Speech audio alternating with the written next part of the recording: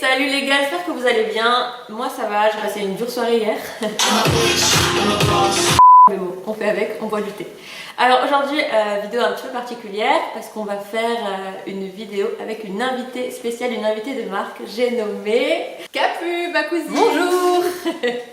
Donc voilà, alors nous on va faire deux terrariums aujourd'hui parce que on kiffe les terrariums et on avait un peu envie de vous partager les tutos, les petites astuces, ce qu'il faut faire, pas faire. Parce qu'en fait, pour la petite anecdote, Capu m'avait offert un terrarium il y a quelques années, qui était super joli et qui a duré, maintenant il a 3 ans, c'est la jungle dans le terrarium et il est trop stylé. Donc on va essayer d'en refaire deux types, des terrariums humides et des terrariums secs. Donc on expliquera au fur et à mesure un petit peu les étapes.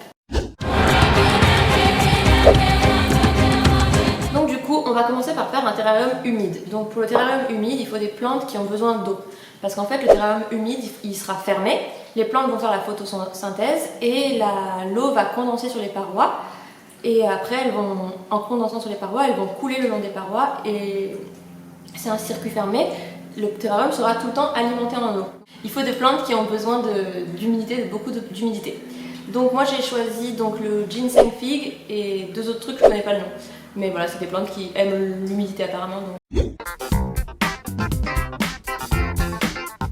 Donc voilà le pot que j'ai choisi, qui m'a coûté 15 € chez Casa. Vous pouvez en trouver des largement moins chers à Action. C'est là-dedans que tout va se passer. Donc dans un premier temps, il faut le nettoyer avec de l'alcool pour bien éliminer toutes les bactéries qui se sont posées sur les parois. Voilà.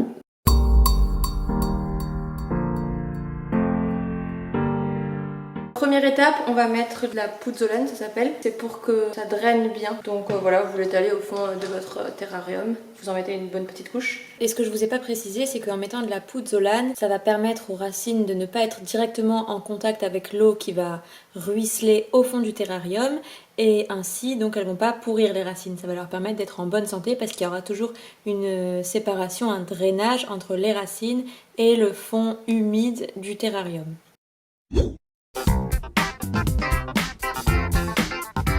Donc dans un second temps, on met une couche fine de terreau, donc il faut bien tasser la terre, c'est très important. Il faut vraiment insister sur cette étape, vous la tassez au maximum pour qu'ensuite, quand on va venir mettre notre troisième couche, ce soit vraiment hermétique et qu'il n'y ait rien qui passe entre cette couche-là et la couche du dessus. Et n'hésitez pas à y aller même avec le doigt, à appuyer, il faut vraiment que vous sentez que ce soit compact.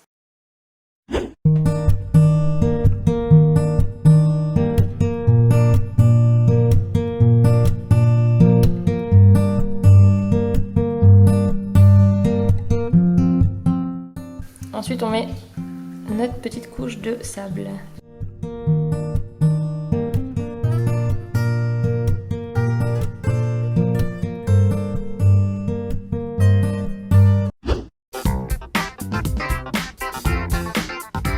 Donc là, on arrive sur l'étape la plus délicate parce que c'est le moment où on va planter nos plantes.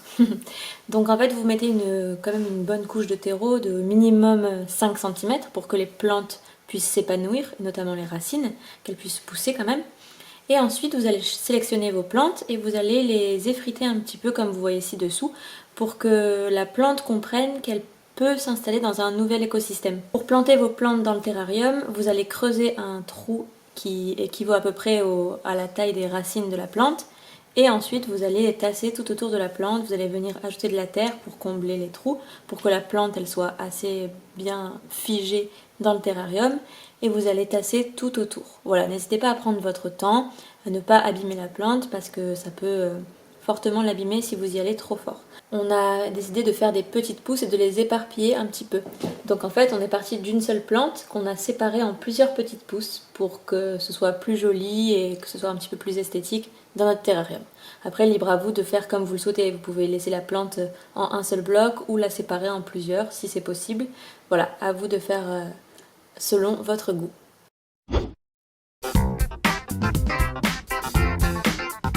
Donc il va falloir venir apposer des pierres ou n'importe quoi d'autre. Vous pouvez mettre de la mousse, vous pouvez mettre des pommes de pin, des petits personnages, créer un univers propre à votre goût, à votre image. Donc les possibilités sont infinies, vraiment.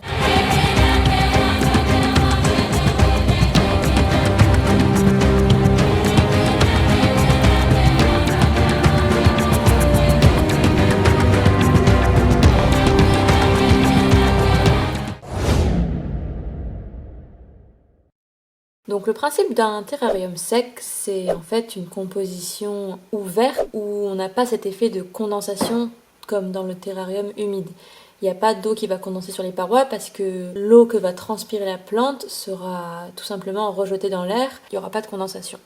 En fait, les terrariums secs, c'est pour faire des compositions de plantes qui n'ont pas besoin de beaucoup d'eau. Par exemple, les cactés ou encore les plantes grasses.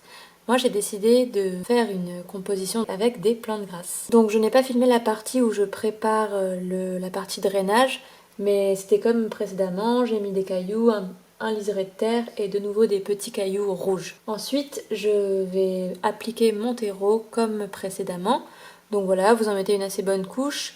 Et enfin, vous positionnez vos plantes, vous prenez votre temps surtout, c'est très important.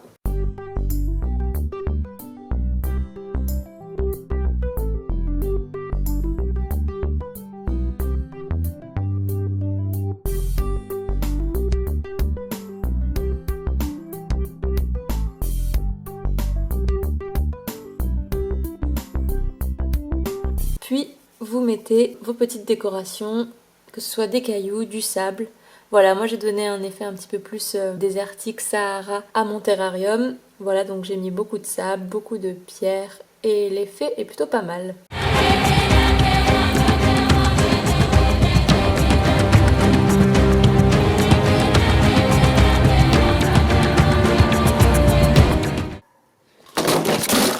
I'm a bitch, I'm a boss. I'm a bitch and a boss, I'ma shine like glass. I'm a bitch, I'm a boss.